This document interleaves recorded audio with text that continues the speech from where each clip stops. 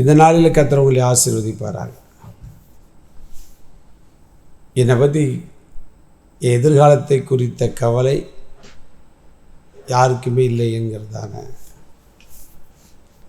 ஒரு சூழ்நிலைகளையும் நாம் உலகத்தில் ஒவ்வொரு நாள் பார்க்கணும். சில பேரெல்லாம் பார்த்தீங்க அப்படின்னா பல மனிதர்களை ஊழியத்தில் சந்திக்கிறோம். பெற்றெடுத்த பிள்ளைகளை குறித்து அவருடைய எதிர்காலங்களை குறித்து கவலைப்படாத பெற்றோர்கள், எத்தனையோ பெற்றோர்கள் உலகத்தில் ஆவிக்குரிய வட்டாரத்தில் இருக்கிறாங்க.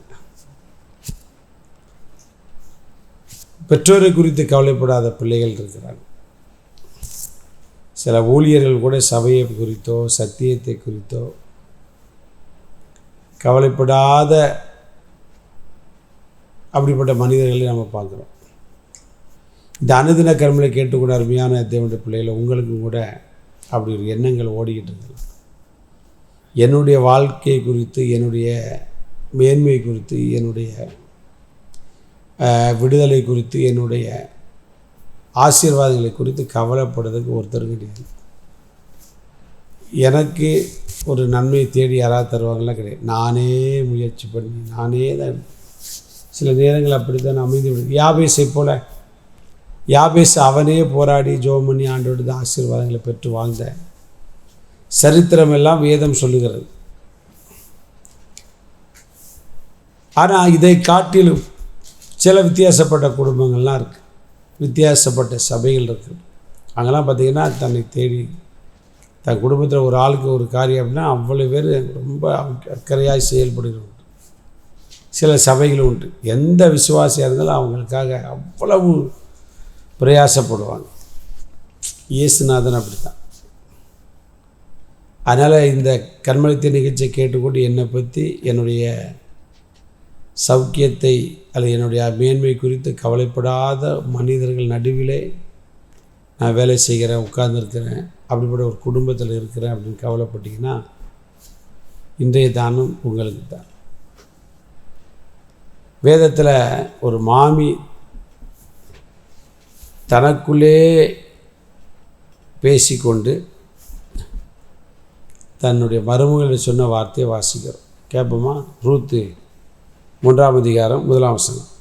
பின்பு அவள் மாமியாகிய நகோமி அவளை நோக்கி, என் மகளே, நீ சுகமாய் வாழ்ந்திருக்கும்படி நான் உனக்கு சௌக்கியத்தை தேடாதிருப்பேன். நகோமிக்கு வயசாயிற்று, தன் பிள்ளைகளை இழந்திருந்தாள். ஆனாலும் தன் மருமகளை குறித்த ஒரு பாரம் அவளுக்கு இருந்தது. அவளுக்கு ஒரு சௌக்கியத்தை, மீனிங் அவளுக்கு ஒரு வாழ்க்கை. ஏன்னா இளம் விதவை அல்லவா. சில பேர் பிள்ளைகள் திருமணத்தை குறித்தே கவலைப்பட மாட்டாங்க. நிறைய குடும்பங்கள் அப்படிப்பட்ட நிலைமையை பார்க்கிறோம். தான் பிள்ளைகள் வயது கடந்து போய் கொண்டிருக்கும். அவங்க குடும்பத்தின் ஏதோ ஒரு உதவிக்காக அந்த பிள்ளைய அப்படியே வச்சிருக்கிறவரெல்லாம் நம்ம சந்திக்கிறோம் இல்லையா. விசுவாசிகள் சொல்லவும் முடியாது, சொந்த பந்தங்கள் சொல்லவும் முடியாது. சொன்னாலும் கேட்காத சில அநேக குடும்பங்கள், விசுவாச குடும்பங்கள் இருக்குது, ஊழியர் குடும்பங்களும் இருக்குது. தங்களுடைய சொந்த பிள்ளைகளை குறித்தே, அவருடைய வாழ்க்கையை குறித்தே கவலைப்படும். அப்படி இருக்கக்கூடாது. 1000 இருந்தாலும் பாருங்க, ரூத்துடைய வாழ்க்கை குறித்து மாமி வருத்தப்பட்டால், முயற்சித்தால் சக்ஸஸ் ஆச்சு. இயேசுடைய பட்டியலை வந்து சேர்ந்தாச்சு. இயேசுவும் அப்படி தான்.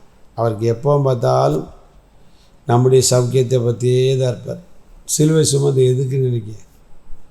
நம்ம சௌக்கியமாக, சமாதானமாக, சந்தோஷமாக, ஆசீர்வாதமாக வாழணும். அதனால் நீங்கள் எந்த நிலைமையில் உட்காந்து இதை கேட்டுட்ருக்கீங்க, உங்கள் வாழ்க்கை அப்படிப்பட்ட ஏதோ ஒன்றை இழந்து நீங்கள் இதை கேட்டுட்ருக்கலாம், இல்லை ஒரு தேவையோடு கேட்டுட்ருக்கலாம். இயேசு இருக்கிறார், கவலையப்படாதீங்க. இன்றைக்கே உங்களுக்கு ஒரு அற்புதத்தை செய்வார். God bless you.